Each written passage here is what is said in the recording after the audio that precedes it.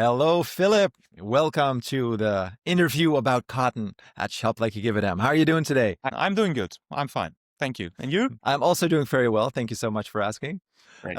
Philip joined us, and Philip is one of the founders of Dirts, one of our favorite brands at Shop Like You Give a Damn. Thanks. And before we dive in, we have a question because one of our team members said you resemble somebody they know, a celebrity they know very well. Can you guess which celebrity they think you look like? I don't know if it will be arrogant if I say that, but maybe is it Chris Hemsworth? It is not, but I would say that makes sense. Yes, but it's not Chris. And I'll give you a hint. He can throw balls really well. And I think you also can throw balls really well. You have like a handball background, right? But is it a handball player as well? It's not a handball player. He can throw balls. He can't throw balls. It's this guy. To be honest, I'm not really sure if he can throw balls. He can catch them, but he's not the quarterback. But yeah, thanks for the flowers. Do you see the resemblance, or is it only in the mind of our colleagues? To be honest, I heard this, but I hear this for the first time now. All right. Forget Chris Hemsworth. It's Travis Kelce. Yeah, this is better. Travis Kelce it is. Okay, for the people who don't know, it's the boyfriend of, or I think even fiance of Taylor Swift. All right, let's dive in. Philip, please tell us a little bit about you and about Dirts. Why did you create this sustainable fashion company? I actually, to be honest, by accident. So as you said already, I was a handball pro, so I was a sports pro, starting when I was 18 till of my mid of 20s. And then, I was sitting a lot of times on the bench, so sport was my life, but I was on a very high level and I was good, but I realized myself, okay, that's not all I want. I want to do something else. And my dream was always already to have my own company, whatever it will be. So I wanted to sell something. And back in the days, already now 13 years ago, I met one of our co-founders in private life. And in this time, he told me, what is he doing at the moment? He is producing t-shirts. And I said, oh, sounds interesting. Can I join? Because I want to do something. And that's the short version right now, but that's how it started. So that was my touch point to fashion, to textiles. And from this point on, I started all this, what I do right now. And then I quickly realized I'm a very hands-on guy. So I'm not good in theory. I never studied or something like that. So I need to see the thing. So what I did back in the days was my friend started production in China. So what I made, his name is Jason. Jason, can I see that? Can I visit you or the productions? Yeah, of course. He was living there to this time in Hong Kong. So I went to Hong Kong and from there to Shenzhen.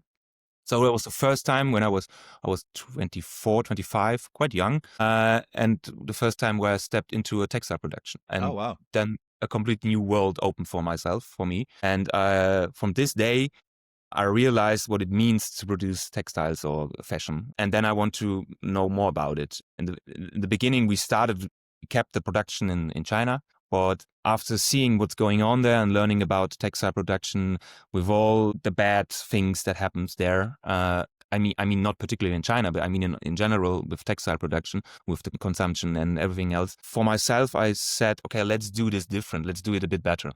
Oh, did you see when you visited the factory? Did you actually see things that were not as you would want them to be? Well, you could see the pollution. It's not only a quote; it's real. You see the trending color in Europe in the water in China. Oh wow! So that's intense.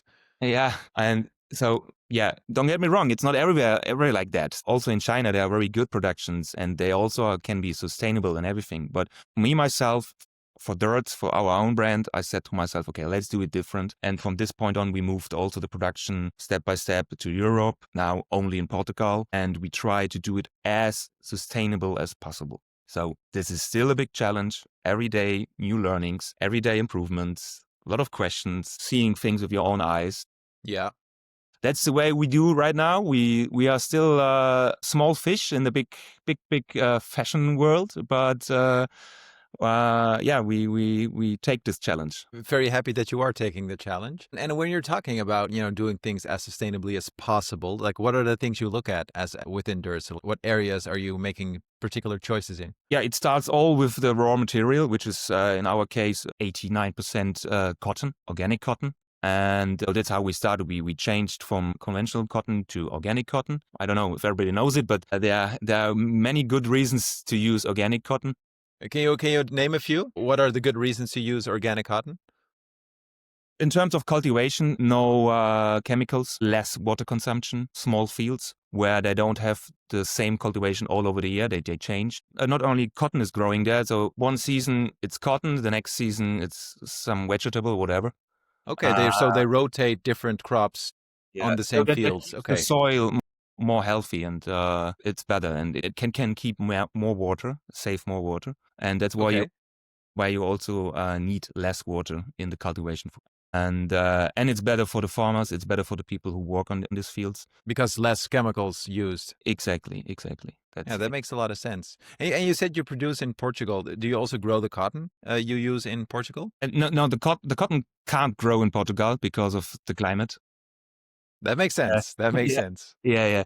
You need it had to be very dry and hot. And our cotton is growing in Turkey. Okay. To be very precisely, it's in the southeast of Turkey, close to the Syrian border. The city around there is called Kahramanmaraş. I've just been there recently with my sister Oh wow. to see everything there. How was it? How was it to see this in real life? Great experience. For me, because I put a lot of passion into what I do, and I want to see everything, as I said already, and I want to understand everything. And I do know already the whole supply chain, but the only thing what was missing was the place where the cotton is coming from. And yeah, it took me also some couple of months to find out where exactly is our cotton growing, because that's quite difficult to find out. If you want to know, you have to deep dive and you have to ask some questions. You have to go through all the supply chains. Can you maybe explain why it is so difficult to do this? So what makes it difficult to find where it comes from? Yeah, because not every brand does buy the fabric by themselves. Our two manufacturers in Portugal, we tell them what kind of fabric we want to have. Okay. But we don't buy directly the fabric. And also the fabric is already made in Portugal, but the yarn is spun in Turkey. And the spinning mill in Turkey, they use the cotton that is coming from all the fields all around in this area. And because it comes all together in the spinning mill, it's really difficult to find out and to trace where exactly was the field for this T-shirt. So it's almost impossible, to be honest. And this is also something I knew already, but now when I've been there, I was on several fields there. And of course, the people told me, yes, Philip, that's the cotton we use for your T-shirt. Okay, I have to believe them. I have seen it. But to have the 100% guarantee that it's always like that, to be honest, and I'm really honest in this point, it's hard to say. Of course, we have certificates, we got certification and everything. There you have the TCs where everything is traced and you have it here on the paper. But okay, it's just a paper. But to really know it, you have to be there and you have to ask. And that's what I did. That makes it very complicated. It is very complicated because we need so much organic. Not only us, everybody needs so much cotton, all the brands. And there are so many fields all over the world. And to really find out what is the real origin is very difficult. Yeah, I can imagine. So for these mills where they create the fabric, basically, would you say that all the fields around that mill, would they all be organic, or do you have a mix of different ones? So it might be that there's a mix and some non-organic comes in as well, and you wouldn't really know. No. The mill uses organic cotton and conventional cotton. But of course, in the mill, it's separated. There's a lane for organic cotton. There's a lane for GOTS certified organic cotton, and there's a lane for conventional cotton. So, yeah, that's for sure safe. Yeah, because otherwise, okay, that would be a big problem. But that was also very difficult for me to see. Can you feel it? Can you see the difference between GOTS certified normal organic and regular cotton? Now you can see it only on the field. Oh, okay, interesting. How do you see it? Look. This is from the field in Turkey. Okay. First of all, conventional cotton field is much bigger. And it looks different. It looks like a big industry, what it is. An organic cotton field, in our case, I only can speak from our case, in Turkey is much smaller. And there are not that big machines. And what you also see is that because on a conventional cotton field, as they use chemicals, all the crops, they are opened when the flowers are ready for the harvesting. And on an organic cotton field, not all of them are open. Why is this? Yeah, because the chemicals make them open. So it's more work to harvest them as well. Also that, and yeah, Yeah, it's more work, right? Exactly. So it's also possible to make it by hand. In many countries, they still do it by hand, but not in Turkey because they don't have the people who are going to do that there. They are too expensive. So it's also machines there, but you can also do it by hand. Is there a difference in the quality of the cotton if you pick it by hand or let a machine do it? There can be a difference. Yeah, it's I would say it's cleaner when you do it by hand. Okay. You know, by the machine, the process to make it clean, it's just more work afterwards. In talking about GOT certification, there was this article in the New York Times, I don't know if you've read it, where they said that there's a big percentage of farmers, or at least people who work for the farmers, who make fake certificates. And they promise that certain things are a certain way, but they really aren't. Have you read anything about this? And do you have an opinion on it? Yeah, I know about this. I also know the article. Opinion is difficult, to be honest, because imagine we in our, I would say in Europe or whatever, where we care a lot about, not everybody cares about it, but in our bubble, we care about organic fashion and sustainability. So it's also a privilege to be able to do this, to be honest. But when you go there to the real origin and where the farmers are, where the people are poor and don't have much money and have to fight for their life and to survive. And then with all the restrictions that sustainability or organic farming brings with it, it's very difficult for them to fulfill everything and to have the outcome. Like I said, when you do organic cotton, you have less outcome because you don't use chemicals. So you earn less money. Yeah. So it's a very difficult thing. And when you go there to these countries, and then when you always see with your point of view, we have to be more sustainable, and then you see these people, and then you say, okay, first of all, they have to survive, and it's very difficult, all this. So, and of course, there's this how it happens. There is kind of a fraud, I would say. Of course, for us, It's fraud, yes. You also have to understand it, why it happens. It's a very difficult topic, and we all have to be aware of this. Is there anything we can do, you think, to help them? Less consumption. That's where it is. Yeah, that makes sense. Yeah. That's also not the solution. But then they would also have less, cotton to sell again because there's less demand. So if they could sell the cotton for a better price, yeah, that would be better, right? As long as we in our modern world here buy T-shirts for €5, nothing will change there. No, that makes sense. So we have to change the system then, to work together, all brands together on, creating demand for organic more and more, because it's up to 1%, right? A percentage of cotton that is organic in the world. Yeah, right. But if you see how many brands, also the big brands, offer organic cotton, you might have the questions, okay, where is all this organic cotton coming from? If it's only 1% and everybody is offering it, maybe that's where the scandal comes in, where, there's a lot of fraud in the supply chain. And that's why, for me, it's very important to see everything with my own eyes and to go there and to find out. Yeah, that's the only way. Yeah, if you have the time and if you can do it, you should do it. Yeah. And I also see this as my responsibility to our customers. I really love that. Well, talking about organic cotton and, your beautiful products, do you have a few that you can show us? Like your top 3 favorites? The T-shirt I wear. Okay, tell me about it. It's just a white T-shirt, but to have a good white T-shirt is very important. It's true. It's true. And that's how it all started. It's a basic T-shirt. It's our premium blank slim. That's how we call it. We have different fits, but maybe I can stand up. You can see. So I'm a bit taller, and for me it was always very important to have a T-shirt with a bit more length and in a good fit. So this is our premium blank T-shirt. It looks really crisp, really nice. Thank you. It's fresh. Very fresh. But also after 30 washes, it's still the same. So this is one of my favorite T-shirts. It's a very basic T-shirt, but you need to have it. A second thing what I really like also is we work with organic cotton, but what we also do is to work with recycled cotton. Okay. Because this makes also sense, because cotton that exists already, when you're going to use it, it's even better.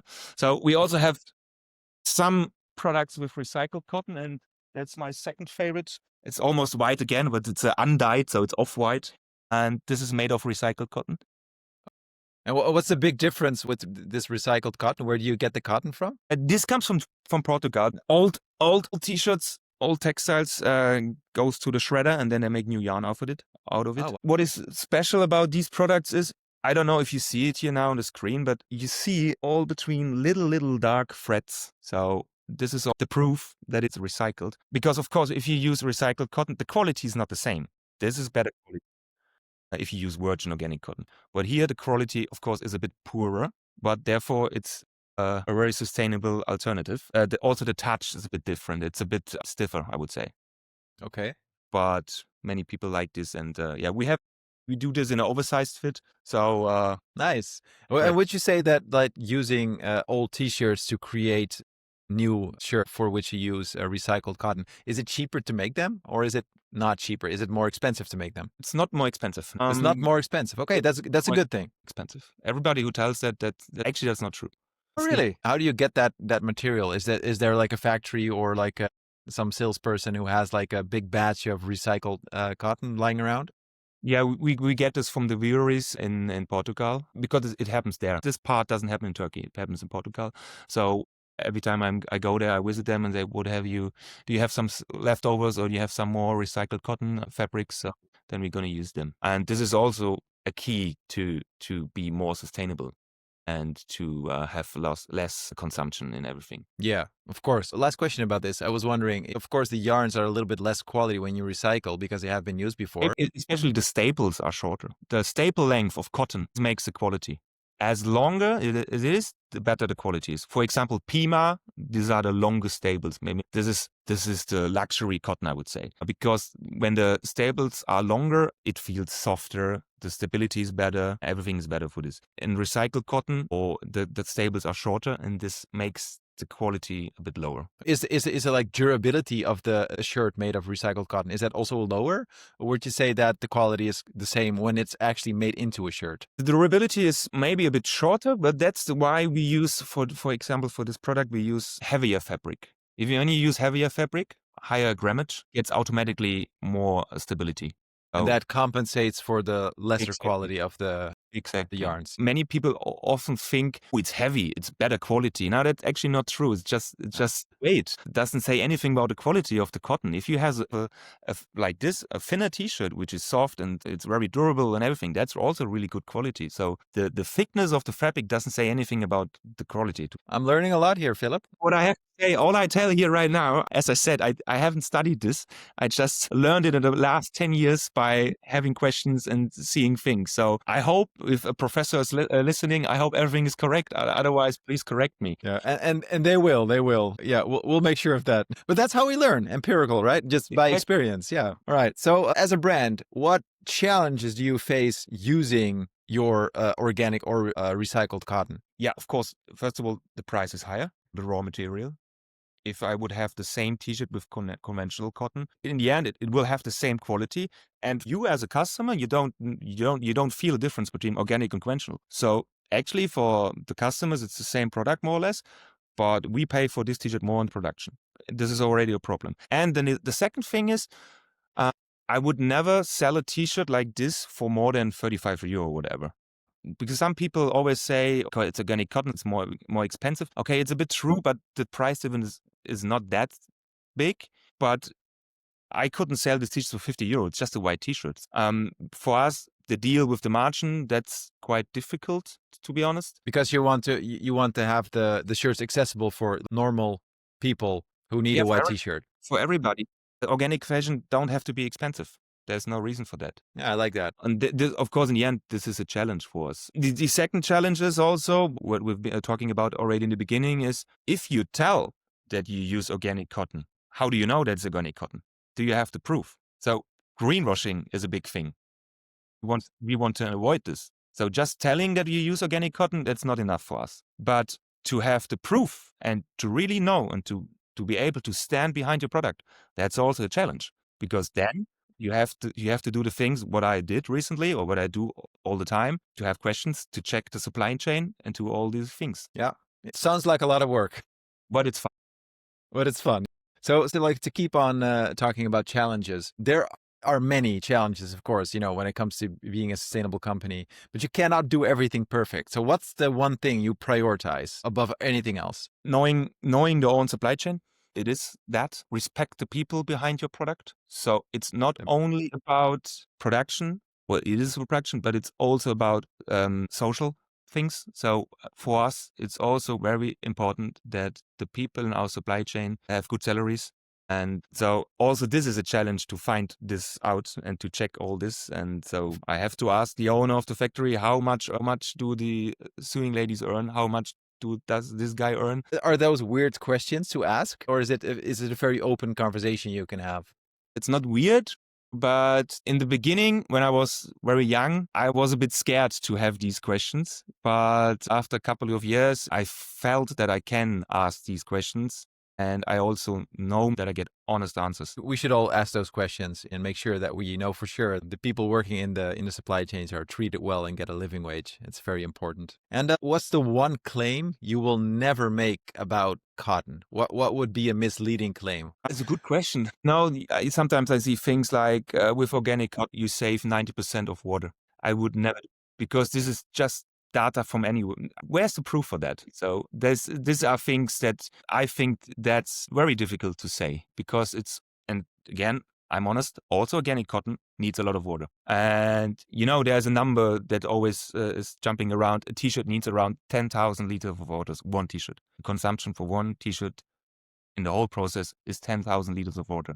When you make this calculation, this would mean that the organic t-shirt needs only 1,000 liters of water or what? So this is something I would never say. It's really hard, right? Because it really depends, the water usage, on where the cotton is grown as well. Yeah. But that's something I would never claim on our homepage. Okay, that makes a lot of sense. And what would you say that sets Dirts apart from all the other brands working with organic cotton and recycled cotton? What's your USP, your unique thing? Actually, that's how we act as a team here. We are a very personal brand. When you go to our homepage or on our Instagram, you see ourselves there. We are our own models. We're also a social business, so we work with Timo, who has Down syndrome. And we are also old friends, and we do a lot of things not different but unconventionally. So okay, that's also the reason, because I'm also a very pragmatic guy and hands-on, and because t-shirts like these, to be honest, all the other brands can do this as well. And all the garments that you're hanging around, it's not a magic. We do the same like other brands as well. Of course, we have very good quality, and for the price that you pay for our garments, you get really good quality. You get them made in Portugal. Everything is pre-washed, so no shrinkage anymore. That's also very important for us. And the people, we can give them kind of a trust that the garments that they wear from us, that they know where they're coming from, and that we know the people behind the products. So this makes us also maybe a bit more special than other brands, because we show a lot of behind the scenes, I would say. We go to Portugal very often. We always go there with our camera. We speak with the people there. We have parties together. For example, now it's Black Friday time while we are recording this interview. We don't make any discounts in this period, so which is also quite unique. Yes, I can unique. imagine, But I think it's also, meanwhile, all other brands in the sustainable section do the same like we do. But it's also quite challenging, because of course we also can feel right now that we maybe lose some sales at the moment. Because why not? Because when there are offers here, offer there, 20%, 30% there. Okay, it's totally human that some of our customers maybe buy the next t-shirt somewhere else. So, of course. But me as the owner of this brand, I take this risk because we have values, and also our garments have a value, and we count on the people that pay the value for our garments. This makes us maybe also a bit special. And what we do right now, imagine we would give 10%, but we don't give 10%. We give these 10% now in this period till Cyber Monday to the people in Portugal. And from the money that we're going to earn right now, in the next 2 weeks, we will give 10% to our people in Portugal. We made this already the last 2 years, and then we always have a big party there in Portugal. Try to find a good use for the money. That sounds amazing. That was the interview. Thanks so much, Philipp. I've learned a lot. It was amazing. I will hope to see you soon. Thanks. And also nice for me to speak about this. Also quite challenging for me to do this in English, but I hope it was understandable for everybody. It was. Thanks so much. And we'll see each other soon. Bye-bye. See you soon, Stefan. Bye.